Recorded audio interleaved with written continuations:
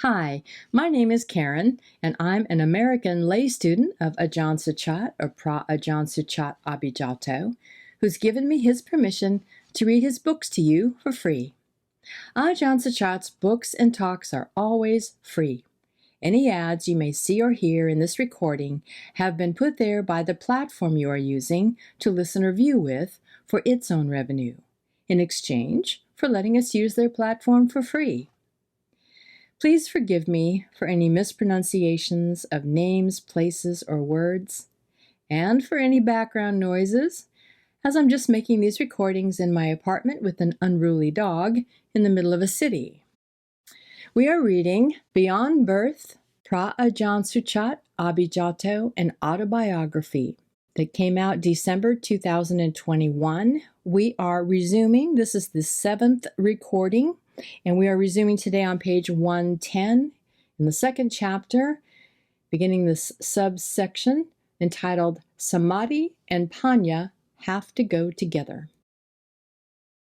After some time, I could sit longer, and the calmness would last longer. This depended on the strength of my meditation and mindfulness.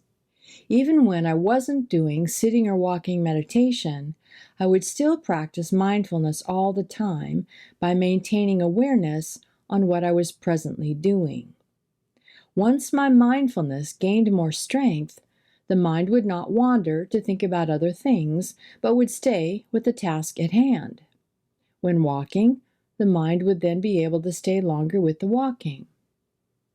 This was different from when I first started meditating, and the mind would wander off to this and that. When I practiced continuously, keeping the mind under control, it would not stray. When sitting in meditation and solely watching the breath, all of a sudden, froop, the mind would enter into calmness. Sometimes it would enter gradually in steps. There is no need to worry about how that happens.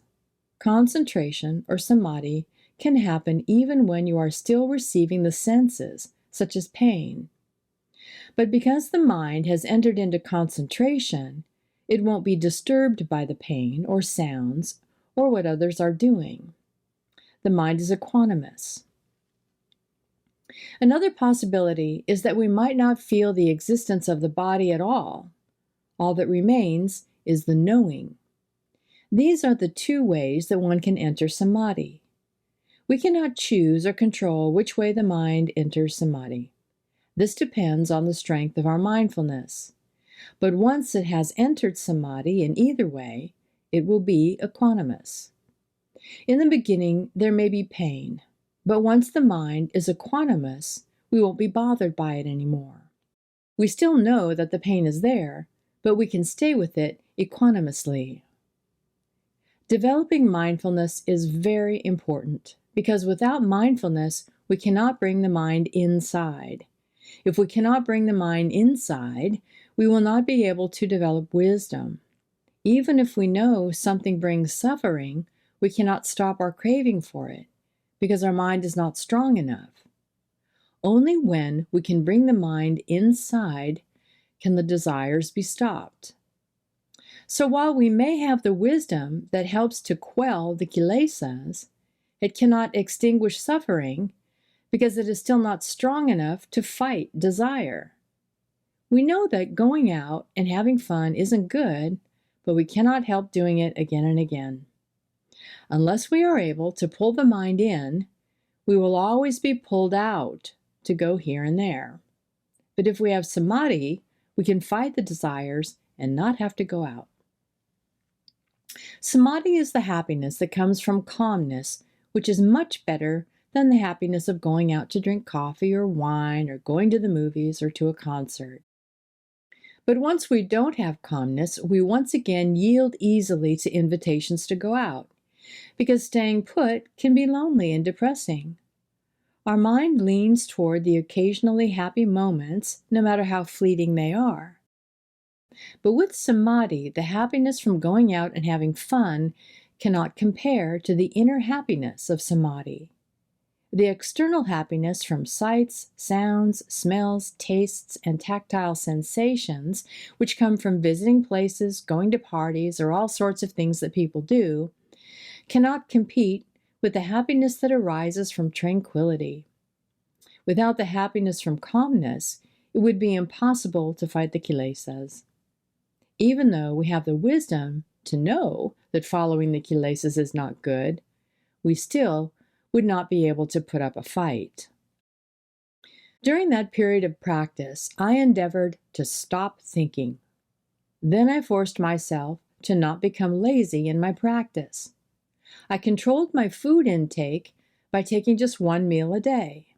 If I felt hungry, I endured it, and that was better because eating made me drowsy.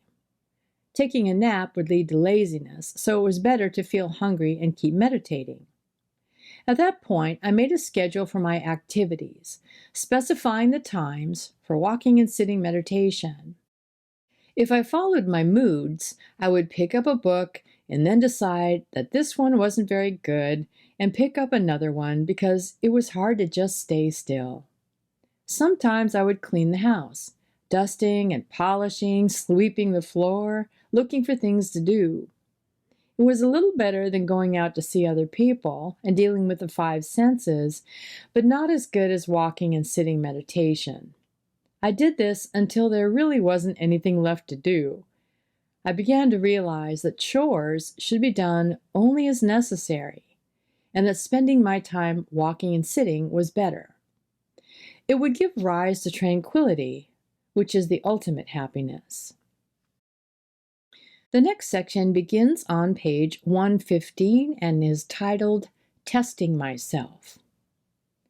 At home, I never had to face fear, so I had to find a way to test myself. I set out to go to Kolan, taking a dozen oranges and a bunch of bananas to provide me with food and liquid for 2 or 3 days. On the island, I could buy from a couple of food stands the locals had on the beach to accommodate the tourists, so there were no problems getting food and drinks.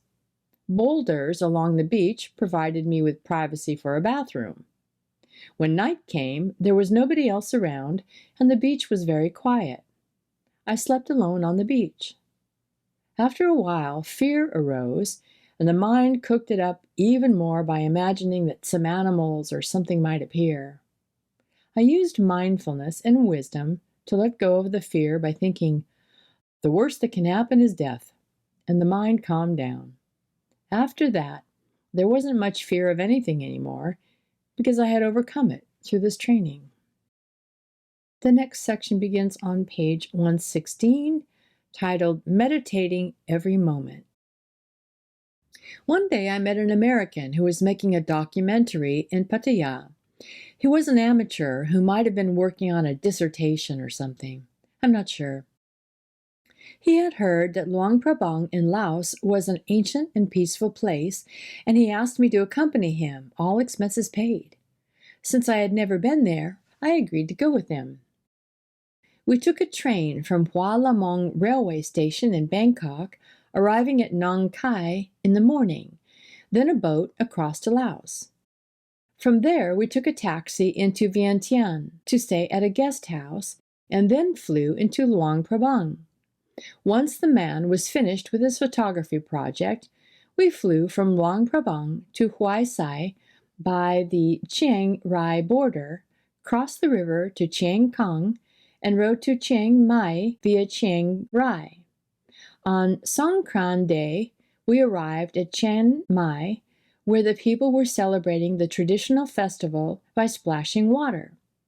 I watched them, but I did not join in, since I had never participated in Songkran festivities, not even as a child, because the Seventh-day Adventist Ekamai school was Christian.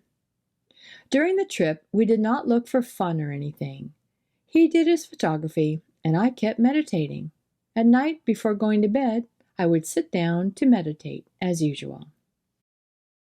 The next section starts on page 117 and is titled, How to Fight Pain.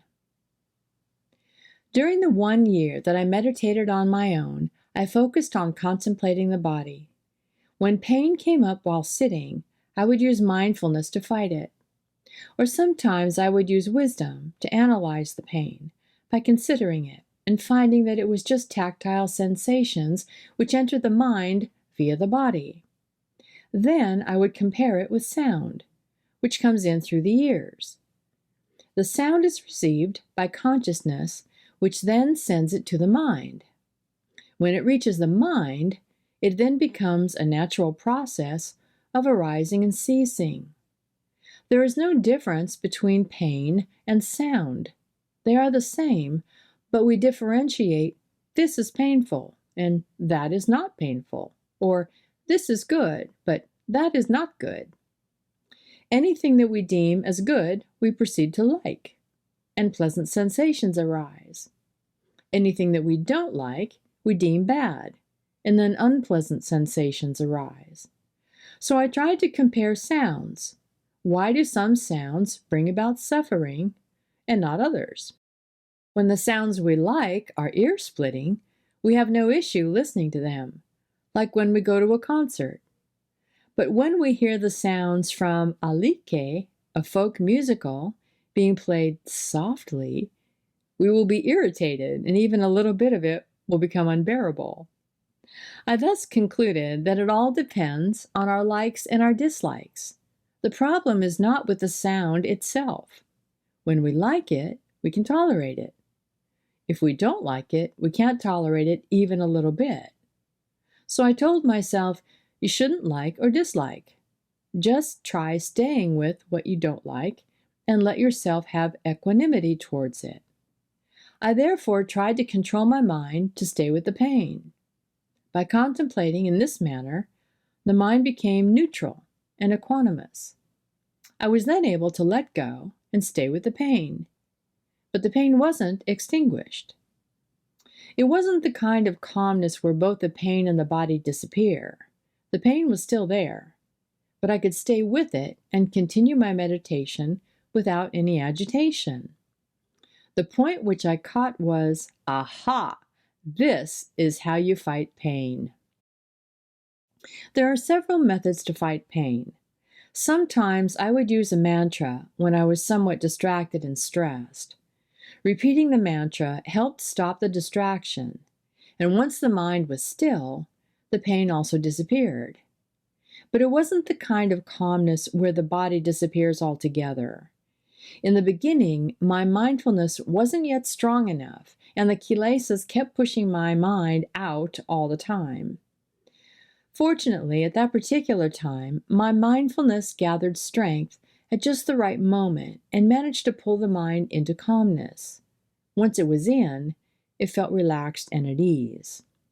Then when the strength of the mindfulness weakened, it would be pushed out of the calmness by the kilesas. So I needed to get up and practice walking meditation and do sitting meditation again when I got tired. There are two methods of sitting meditation, one that does not torture the body and one that does. In the beginning, if our mindfulness is not very strong, we should not torture the body. We have to torture the mind, have to torture the desires, because the mind likes to wander here and there.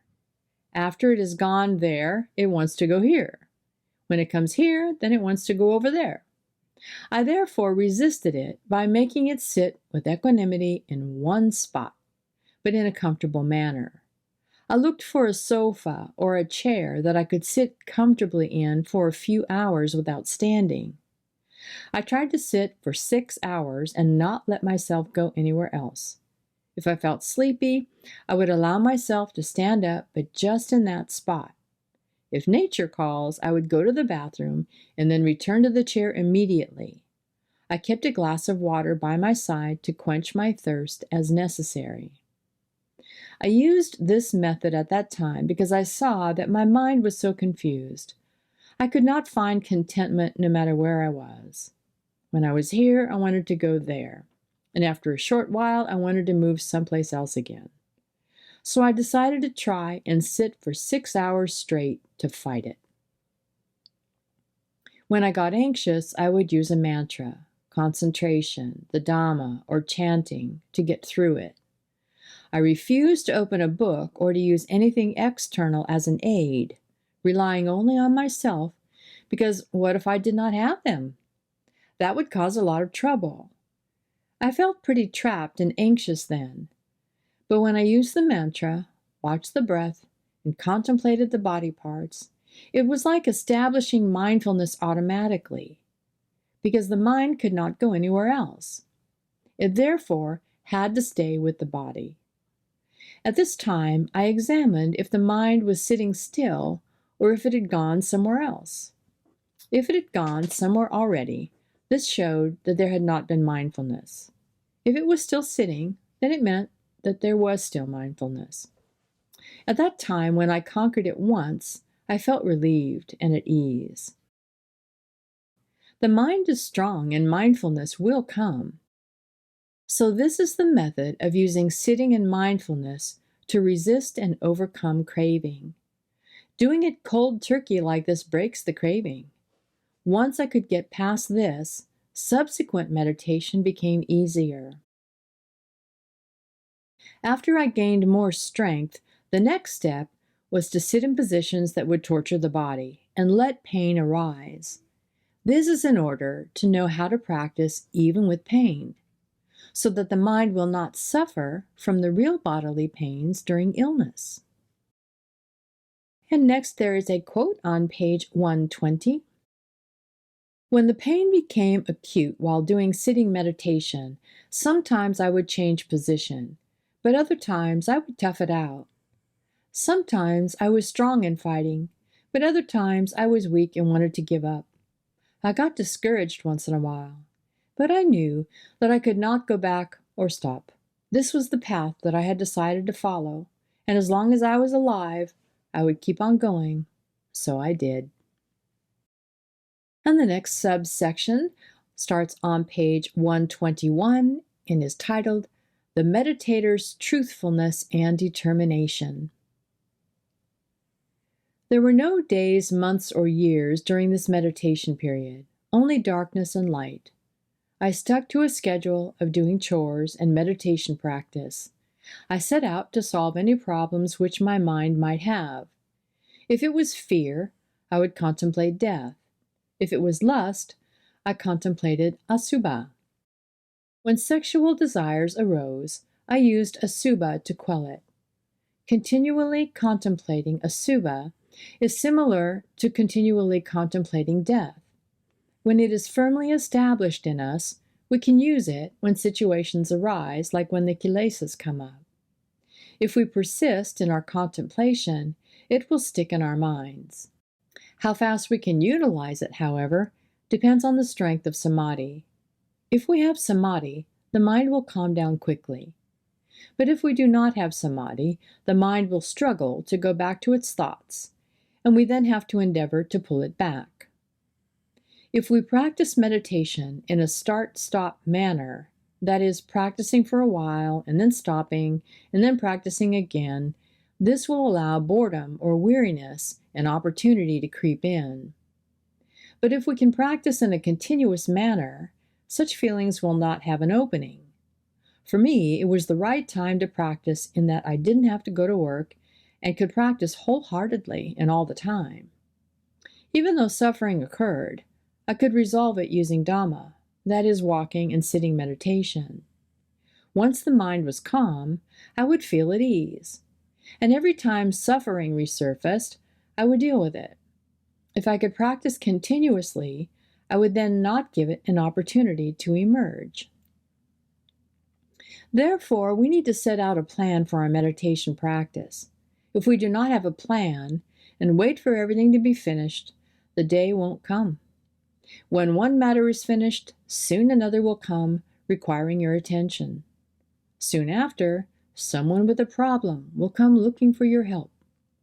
That person wants you to go here and there. If it continues like this, there will be no way to cultivate happiness in the mind. Once we have a plan, we have to control our mind to practice. We should not hesitate when it's time and have a change of heart thinking, I don't feel like meditating. Can I request a postponement? This won't do. If we give in once, this request will come up time and again. Since we have set out a plan, we should not deviate from it. This is called having truthfulness, or satya. This fundamental step needs to have a resolute mind, which is called determination, or adhitthana. The plan, then, is also called an adhitthana. Once we have made the determination, we need to have truthfulness. That is, there should not be a change of heart. If the plan says, do this, then do as the plan says. The only exception is if a real emergency occurs, such as a fire or flood or another extreme situation, but these are rather rare. If there aren't any extreme situations, we should practice. This is called having truthfulness. Our Lord Buddha became enlightened because he had satya and adhitthana. His plan was, I will sit under this Bodhi tree and will not get up until I am enlightened. He then established his satya, which was, my heart will not waver even when my body is totally in pain or should my blood run dry. I will not get up for any reason unless I am enlightened. End quote. It is to such an extent that one can cultivate the happiness of mind. If we practice in a hesitant and relaxed manner, following our moods and meditating only when we feel like it, I can guarantee 99% of the time you won't want to meditate. And the 1% of the time that you meditated, it might seem like you are moving, but you won't get anywhere. The happiness of the mind is superior to the happiness derived from the body because it is a lasting happiness, free from harm and danger. It is unlike the happiness of the body, which is temporary, harmful, and dangerous, and continuously agitating to the mind. So at that time, I weighed the two in my mind, and I knew that the happiness of the mind was something better. I therefore set a goal and made a plan to cultivate this happiness. If there isn't a plan and a goal, it will never happen. If we just let things be and let our minds persuade itself to practice, it won't. Usually what will happen is that the mind will persuade us to go out and have fun. And next there is a quote on that page, on page 123. While I was practicing at home, I never thought about quitting, even though I found both happiness and grief. Once in a while, when my mind wandered, I felt lonely or craved something, but just occasionally. Overall, I was very content to practice meditation in this way.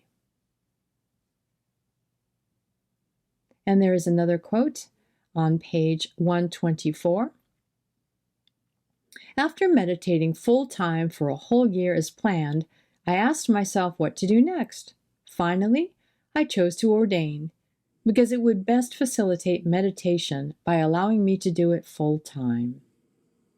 And we're going to end there today. We will resume reading Beyond Birth, Ajahn Suchart Abhijato, an autobiography from December 2021, and we will be starting Chapter 3 in the next recording on page 125. Thanks for listening. I hope you have a great rest of your day. With metta. Bye-bye.